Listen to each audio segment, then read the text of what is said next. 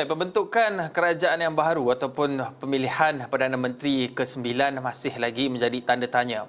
Ramai di luar sana penganalisis politik, pemerhati politik memberikan senario-senario berbeza, gabungan siapa individu ataupun bentuk kerajaan. Ada pelbagai cadangan, antaranya penubuhan kerajaan ala-ala Mageran, seperti yang dicadangkan oleh Datuk Seri Zahid Hamidi pula, kabinet seolah-olah mirip war kabinet. Dan juga ada juga yang mengatakan mengenai konfigurasi politik atau penjajaran politik selain yang menggunakan konsep supply confident and supply agreement. Tetapi walau apa pun yang berlaku, bentuknya penting untuk kita memberikan keutamaan kepada COVID-19, wabak ataupun pandemik yang telah meragut puluhan ribu nyawa penduduk di Malaysia ini. Dan kalau kita lihat daripada sudut angka jangkitan, kita bermain pada kadar puluhan ribu. Semalam saja 19,000, beberapa hari sebelum itu 20 dan 21,000. Walaupun kita mempunyai program vaksinasi yang sudah berjalan ketika ini, di mana 50% populasi sudah menerima suntikan dos pertama, tetapi ia masih lagi memerlukan kepimpinan ataupun kapten baru pentadbiran negara ini bagi memastikan kita tidak tersasar daripada landasan untuk keluar daripada pandemik ini ataupun sekurang-kurangnya kita berhadapan dalam situasi endemik.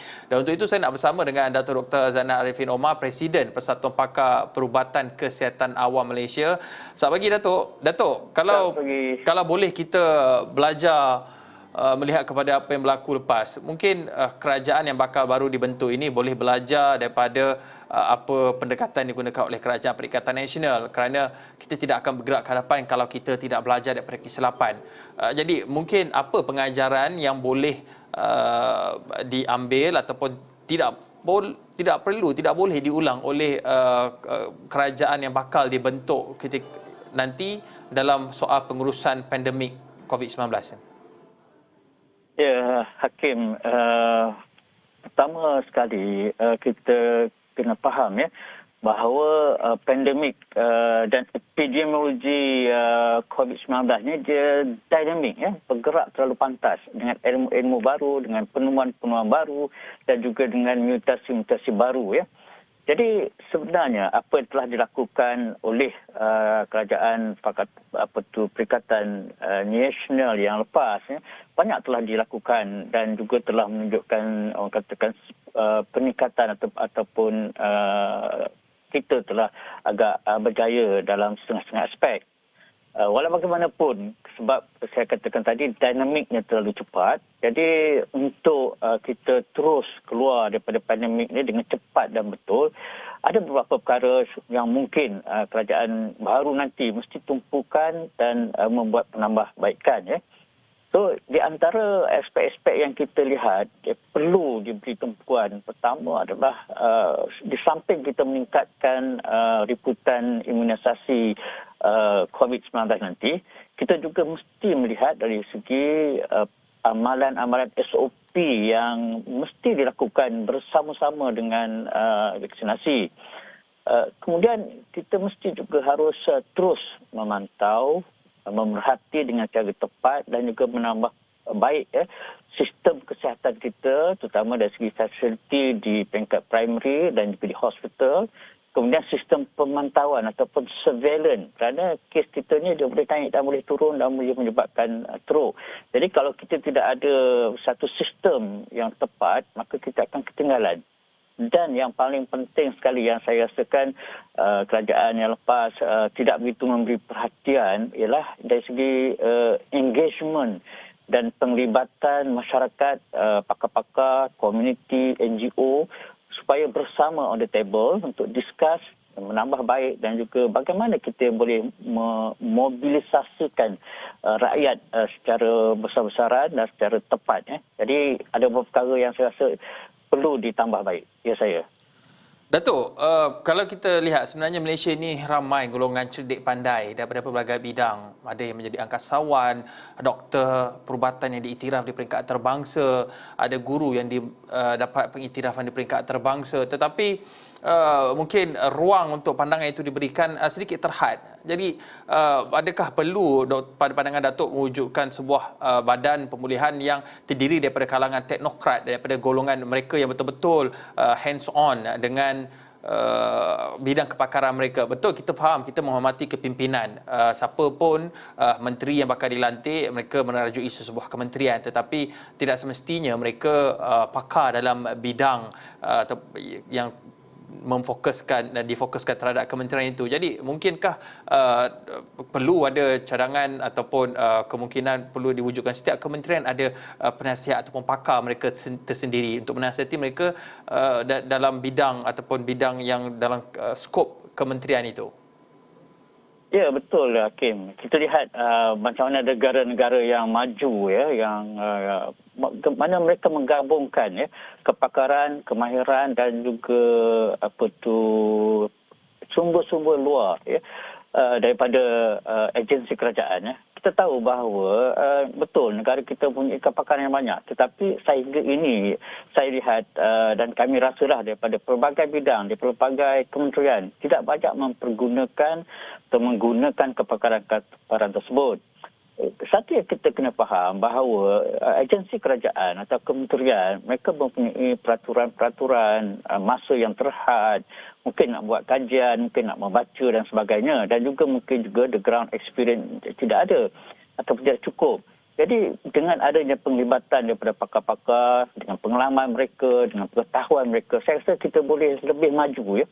Terutama dalam aspek-aspek teknikal seperti Kementerian Sains, Kementerian Pelajaran, Kementerian Kesihatan, yang mana kita lihat bahawa pada pandemik ini kita belajar bahawa beberapa aktiviti, beberapa pendekatan yang digunakan oleh kerajaan itu tidak begitu membuahkan hasil, walaupun pada peringkat awalnya pakar-pakarnya telah memberi pandangan. Jadi saya rasa untuk masa ini ya, the movie forward itu mestilah saya rasa kerajaan baru ni menggerakkan golongan cerdik pandai, profesional yang kata committed untuk membantu negara dan rakyat. Saya rasa tidak ada jalan lain. Kalau kita pinggirkan mereka, maka kita akan ketinggalan dan lambatlah kita untuk menghasilkan kemajuan. Ya, saya.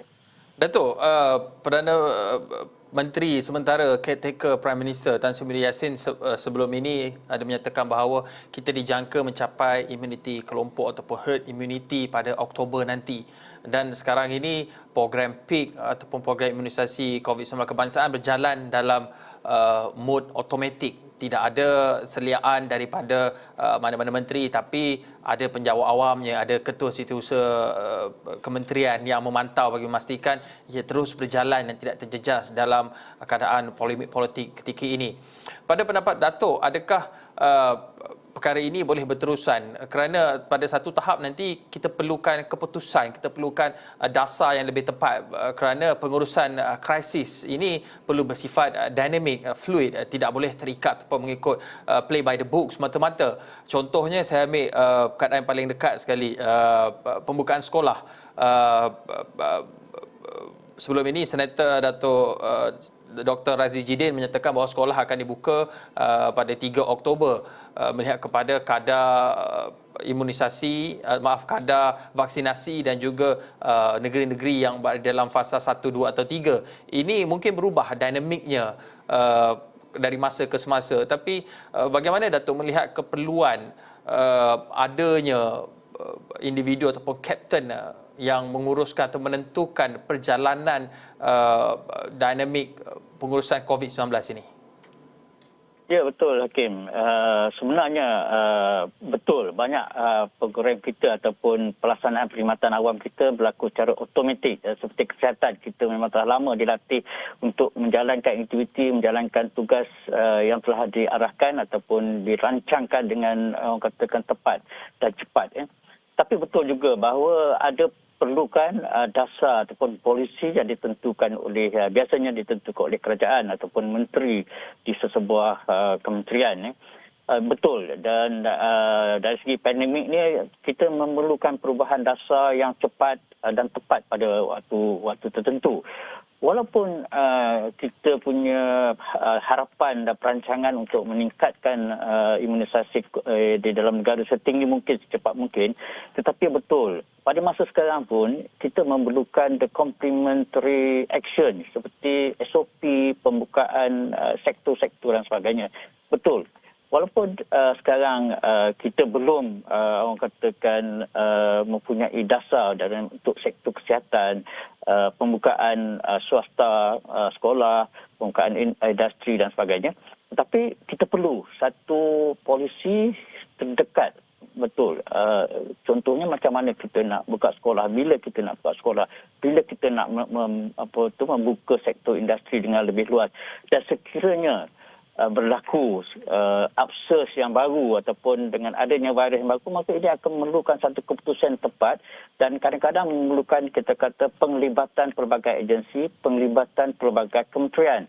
Dan masa inilah yang pentingnya ada kapten ataupun ada kepimpinan politik yang faham dan juga dapat menyatukan apa-apa dasar supaya kita bergerak dengan cepat. Jadi betul, saya rasakan perkhidmatan awam, kerajaan boleh berjalan dengan tepat, tetapi kita juga memerlukan keputusan dasar untuk tujuan-tujuan yang penting. Ya, saya. Datuk, kita memahami sekarang ini ada time frame ataupun sasaran untuk kita capai imuniti kelompok. Tetapi dalam masa yang sama melihat kepada situasi politik kita ini, dengan kemungkinan tidak ada pihak yang mempunyai majoriti, sekurang-kurangnya 111 sokongan untuk mengetuai kerajaan, dan PRU juga tidak boleh diadakan kerana ini sesuatu yang tidak masuk akal untuk kita mengadakan PRU dalam masa terdekat melihat kepada kadar jangkitan. Tetapi pada pendapat Prof, Datuk, bilakah sebenarnya waktu yang selamat untuk kita adakan pilihan raya umum ke-15 untuk memulangkan kembali mandat kepada rakyat, tetapi melihat kepada keadaan herd immunity dan juga kewujudan varian-varian baru ini? Ya, pada masa sekarang betullah PRU adalah satu perkara yang agak katakan tidak masuk akal. Saya setuju dan kebanyakan kami setuju.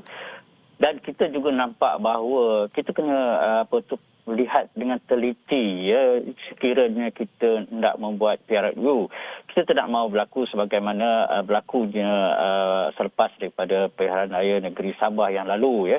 Dan apa yang penting pada masa sekarang, saya rasa setiap pihak yang berkaitan dengan politik dan juga pilihan raya ini untuk bersedia bersama dengan pakar-pakar untuk melihat secara teliti perkara-perkara tersebut, terutama dari segi, bukan saja dari segi ataupun imunisasi COVID-19, yang mana kita mesti tingkatkan setinggi mungkin 80, 90 atau lebih daripada itu peratus, ya. Dan yang kedua, kita kena lihat jangkitan dalam komuniti, ya. Kita agak risau juga bila kita katakan kes menurun, tapi apakah itu benar-benar berlaku? Ini kita mesti pastikan dengan adanya kumpulan-kumpulan pakar yang bebas dan telus, ya, yang boleh melihat secara terperinci. Dan kita melihat kapasiti perkhidmatan kita sama ada di kesihatan primer, itu di lapangan ataupun di hospital. Jadi saya rasakan kami rasakan apabila ada, dan kita perlu mesti ada satu pakar-pakar bebas yang telus supaya mereka meneliti perkara-perkara ini dan juga melibatkan masyarakat awam, ya, bukan masyarakat ataupun ahli-ahli politik saja. Dan sehingga itu saya rasakan kita perlu masa yang lebih lagi, ya. Mungkin bukan tahun ini tetapi pada tahun hadapan, ya, kalau kita benar-benar perlu. Jadi saya rasakan semua pihak, terutama politik, pemimpin politik yang hendak menentukan kerajaan ini, supaya mereka betul-betul mementingkan rakyat dan juga situasi negara sebelum mereka mengambil apa-apa keputusan yang nantilah. Ya, saya. Datuk, kita faham ketidaktentuan politik ini memang tidak pernah reda sejak beberapa tahun yang lalu. Ada saja ribut politik yang melanda, tetapi hakikatnya perjalanan pejabat awam, urus takbir, kerajaan juga perlu berjalan seperti biasa walau siapa pun yang menerajui kedudukan di kursi-kursi politik itu. Tapi bergerak ke harapan sistem kesihatan negara kita ini, bagaimana ia boleh diperkasakan agar penjawat awam ini boleh terus berfungsi secara automatik, tidak memerlukan sebarang seliaan, ataupun mereka sudah mempunyai ada model pengurusan tersendiri. Ya, saya rasakan pertama penjawat awam sebenarnya kena balik kepada doktrin asal, bahawa kita penjawat awam, kita menjalankan tugas pertama kepada kerajaan yang Tuan Agong, sebagai yang Tuan Agong, dan juga kepada rakyat. Dan kita serve the government of the day. Yang mana kerajaan masa itu kita akan beri perkhidmatan, dan perkhidmatan kita tidak akan diganggu ataupun dipengaruhi oleh elemen-elemen lain, politik, kroni dan sebagainya lah. Ya. Itulah doktrin kita di dalam penjawat awam. Ya.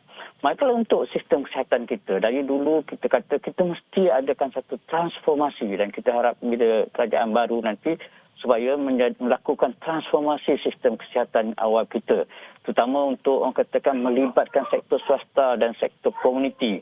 Kemudian kita mesti mewujudkan kesediaan ataupun tahap yang tinggi untuk kita menghadapi bencana ataupun krisis pada masa akan datang.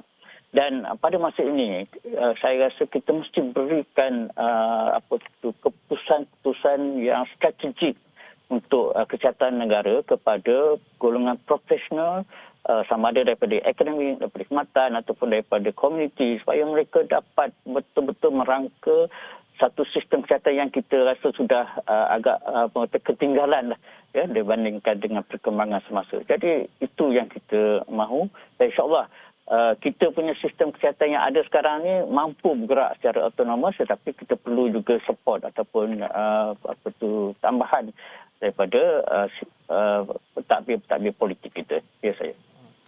Datuk, dalam masa sama, kalau kita lihat setiap krisis itu, ramai yang melihat dia sebagai satu masalah, tapi setiap masalah itu akan membuka ruang untuk penambahbaikan ataupun pembaharuan. Apa pembaharuan yang diperlukan sektor kesihatan awam dari kerajaan baru? Contohnya, kita saksikan isu doktor kontrak. Doktor kontrak yang membuat hartal umum, menyatakan mereka terbeban, mereka tak ada peluang melanjutkan pengajian, mereka tak ada peluang untuk menjadi doktor pakar kerana mereka berstatus kontrak. Dan soal perbelanjaan, berapa yang perlu dibelanjakan, kita tahu untuk menyerap seseorang individu itu daripada kontrak ke penjawatan tetap memerlukan warrant dan juga pembelanjaan tahunan yang fix, dan pernah disebutkan sebelum ini yang mungkin mendalam pembelanjaan tambahan 2 bilion dalam peruntukan tambahan kerajaan. Tetapi mungkin ada yang melihat macam mereka ini terlalu dimanjakan, tapi tidak. Sekarang ini waktu krisis kesihatan dan mereka ini adalah frontliner yang sebenar-benarnya, yang mungkin wajah mereka tidak dilukis sebagai mural di dinding-dinding, tetapi mereka memerlukan pengiktirafan dari segi kebajikan dan masa depan untuk mereka terus berkhidmat berbakti kepada masyarakat atau penduduk Malaysia ini dalam sektor kesihatan. Ya, betul ya. Kita kena lihat setiap kali bencana atau krisis kita ada masalah, tetapi juga kita ada penambahbaikan. Ya. Apa yang penting saya rasa sekarang ni, kerajaan dalam sistem kesihatan, kita kena itu yang kita katakan transformasi perkhidmatan kesihatan. Kita kena lihat bila berlaku krisis seperti di pandemik COVID-19 ni, analogi kita bayangkan ada dua perkara yang paling penting. Pertama, kalau kita analogikan sebagai satu sumber air, ya, satu telah berlaku kebocoran, ya, yang banyak di empangan. Dan airnya melimpah ke kampung-kampung. Kita ada dua masalah. Pertama, bagaimana kita nak menghentikan limpahan air tersebut. Yang kedua, bagaimana kita untuk menguruskan air yang telah melimpah. Ini adalah dua perkara yang berbeza tetapi berkaitan. Jadi, kerana itu kita mesti mempunyai kepakaran, mesti mempunyai tenaga kerja, sumber untuk menghadapi kedua-dua perkara. Pertama, menghentikan kebocoran tersebut. Yang kedua, menguruskan air yang telah melimpah tadi. Yang satu, mengurangkan penyakit. Yang kedua, untuk menangani orang yang telah sakit. Jadi, kedua-duanya mempunyai sumber yang cukup dan berlainan. Kerana itu, kita harap kerajaan baru nanti supaya memberikan tumpuan pertama kepada sumber profesional dan kaki tangan untuk menguruskan sekiranya kita ada pandemik, krisis, ada jangkitan, ada wabak dan sebagainya di peringkat lapangan, di peringkat primary. Kemudian kita juga mesti memperlengkapkan sistem kita dari segi sumber, doktor dan sebagainya di peringkat untuk menangani mereka yang sakit. Kerana itu kita lihat bila sakit banyak masuk hospital kita sudah terbeban, hampir lumpuh. Kerana kita tidak menguruskan ataupun tidak mempunyai sumber yang cukup. Jadi salah satunya saya rasakan hartal doktor kontrak itu sebenarnya membuka mata dan sebenarnya memberi peluang kepada kerajaan untuk melihat semula. Dan kita rasalah supaya suara mereka itu adalah suara yang benar dan itulah perkara yang kita kena betulkan.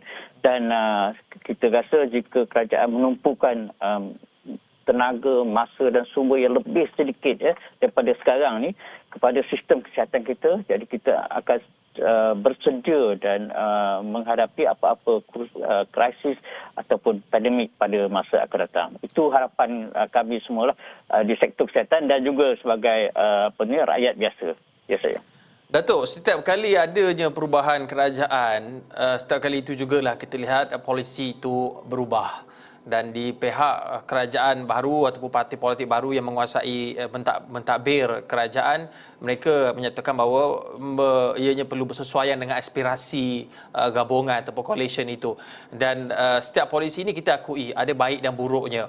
Tetapi satu perkara yang tidak boleh dipolitikkan adalah polisi ataupun soal kesihatan. Tapi ini sukar dilakukan. Di Amerika Syarikat, Obamacare juga menjadi isu politik, iaitu memberikan perkhidmatan kesihatan kepada penduduk Amerika Syarikat. Kita bernasib baik menggunakan sistem Westminster, ada NHS dan juga sistem apa yang kita ada ketika ini. Tapi bergerak ke hadapan, bagaimana kita boleh elakkan ataupun menutup ruang bagi polisi-polisi berhubung soal kesihatan ini tidak lagi dipolitikkan? Ya, saya rasa ini memang betul dan kami di sektor kesihatan ini memang harapan kecewa pun telah banyak sebab setiap kali kerajaan baharu selepas pilihan raya mereka bersetuju untuk mengadakan transformasi kesihatan dan transformasi ini sebenarnya telah diadakan kajian-kajian, semua pihak teknikal telah bersetuju bahawa inilah terbaik untuk negara kita dan kerajaan semasa juga bersetuju Tapi malangnya apabila menghampiri pilihan raya ini kita punya political will itu menjadi lemah dan akhirnya ditangguhkan sehingga kerajaan baru yang lain. Kemudian bila kerajaan baru yang lain datang dia kata okay, we want to do it, tapi bila ambil masa menghampiri lagi masa pilihan raya semangat atau political will tadi menjadi lemah lagi. Jadi kita dah hampir 20 tahun lebih dah bercakap pasal transformasi kesihatan yang telah disetujui, diakui baik oleh semua pihak. Jadi saya rasakan betul. Kami harap pada kerajaan baharu nanti, the first agenda pertama ialah menangani COVID ni dan di dalamnya termasuklah transformasi sistem kesihatan awam di Malaysia. Saya rasa jangan tunggu dekat-dekat pilihan raya kerana ini akan dipengaruhi oleh macam-macam perkara. Sebenarnya bukan oleh rakyat, tetapi rakyat yang tidak berapa faham dan juga disebabkan oleh kepentingan ahli-ahli politik yang untuk meraih sokongan semasa pilihan raya. Jadi saya rasakan kita mesti berkorban. Kalau menang, kita menanglah. Kalau kalah, kita kalahlah. Tetapi rakyat tu yang untung. Itu saya. Datuk, sikit saja kalau Datuk boleh memberi ringkasan, apa bentuk transformasi ataupun transformasi bagaimana yang diperlukan dalam sistem kesihatan negara kita ini?